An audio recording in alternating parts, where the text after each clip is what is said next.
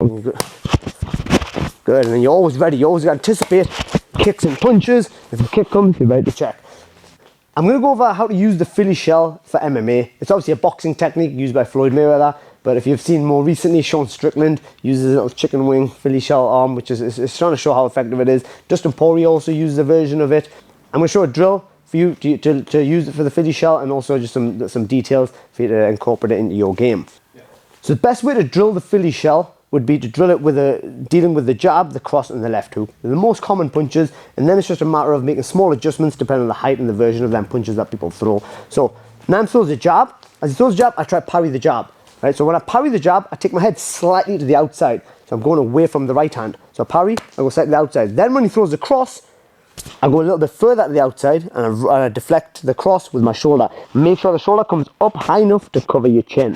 Then when he throws the hook, this is why this hand has to stay close. As he throws it, you can bring your shoulder up, you stay on this side, and you throw the shoulder up. That way you're ready in case he throws another cross, you can deflect it again. Okay, so Nam throws a jab, parry the first one, so you can see what's coming, throws a cross, time the roll. Keep your head on this side of the center line, throws the hook, stay on this side of the center line, throws the cross, deflect it again. Yeah, and then it becomes a big deal of him throwing cross hook, cross hook, cross hook to try to reach you, because that's the main openings that there is.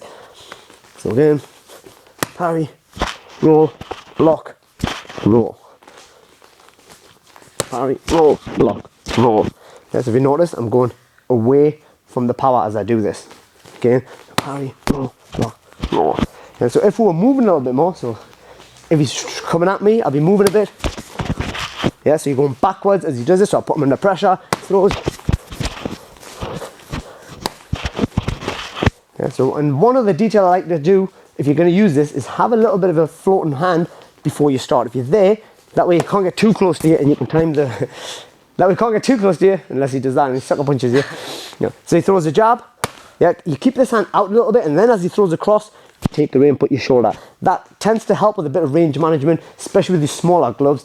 In boxing, you can sometimes get away with this position, but MMA gloves, I find it's a bit too risky to hit your hands too low. So I prefer having my hand a little bit out. So as he throws a jab, I parry, but keep this hand out so you can't get too close to it. And then as he throws, I take it away and I roll, keeping this hand close as he throws the hook. Block the hook. Yeah, because you're blocking at the end range of the hook. This is why it's important to stay long and leaning back. So when you take the hook, you're taking it on a long arm. It's not as powerful here. If you take it here, there's a lot of power. Take it here, you can absorb the hook. Yeah, and then you're quite far out from the overreach on the cross, and you can roll it out as well. And then if you was to throw another hook, you kind of just time it, and you're moving your feet and you're looking for space as you're doing this to see if you can find your counters. The other thing is the footwork positioning. So you got to be careful with it if you're doing Philly shell and you square to the person. So if he cuts you, sidesteps and he throws a 1-2, you got to be quite careful. The cross can hit your chin. So if he cuts me there, he throws a jab, you might parry the jab, but then he throws the cross. It's a lot harder to roll the cross when it's this close to you and it's on this angle, because he doesn't have to overcommit the shoulder. The idea is that I want to make him overcommit the cross. So if here is dangerous, if I move my feet here and I roll it, it's not that bad. That way, even if he was to touch me there, it's at the end of his punch, he's a little bit overcommitted. Yeah, it's more chance that he'll lose balance, and if he does hit, it's not going to probably knock me out. So you've got to be really careful of the position. You've got to be careful not to be squared up to him. When you're doing Philly shell, you're always creeping slightly to the outside. Also makes it hard for him to land kicks on you. Yeah, because for MMA, there's obviously the kicks. If you're on the side here, my knee's slightly out that way. If he was to throw a kick, he'll hit the front of your leg, and you can also check the kick if you see it coming. So if Nam throws a 1-2 hook followed by a kick, yeah, your leg is there, knees slightly outwards, you can also check the kicks. Or a calf kick, that's becoming the new thing. So one more time, a little bit faster. So 1-2 hook kick, yeah. Yeah, and if it's a 1-2 hook cross, yeah, you're rolling. So every time you've got to really be anticipating. Start slow with this drill and then build it up. And what you'll find is, if you go full pace, Nam throws punches full pace,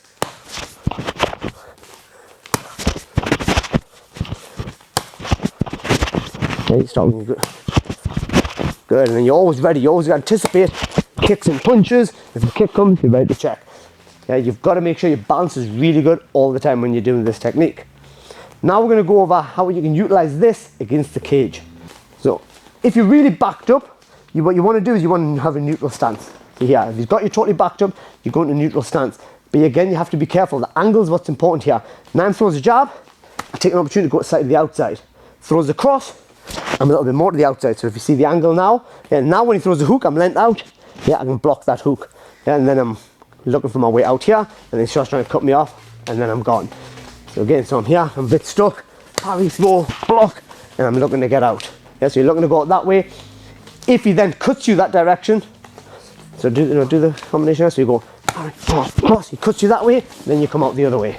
Yeah, so you're going side to side, making it hard for him to throw, making it hard for him to cut you off, and you're trying to get out. You don't really want to be staying here unless you're Anderson Silva and you're going to do the whole Anderson Silva shots. Let's not go there, right? So again, we're here, parry, throw, block, and then trying to get out, trying to roll out the other side. So you're always keeping yourself just off the center. The worst thing that you can do when you're backed up is he throws shots and you keep your feet where they're off and try to block here. Very risky. Now you can sometimes get away with it, but if he's good, he's going to eventually get through your defenses. But watch my feet between each one of these he throws. I try to move a little bit to the outside. I'm going to the inside and outside, and I'm not allowing him to get it right in the middle and cut me off totally in the middle.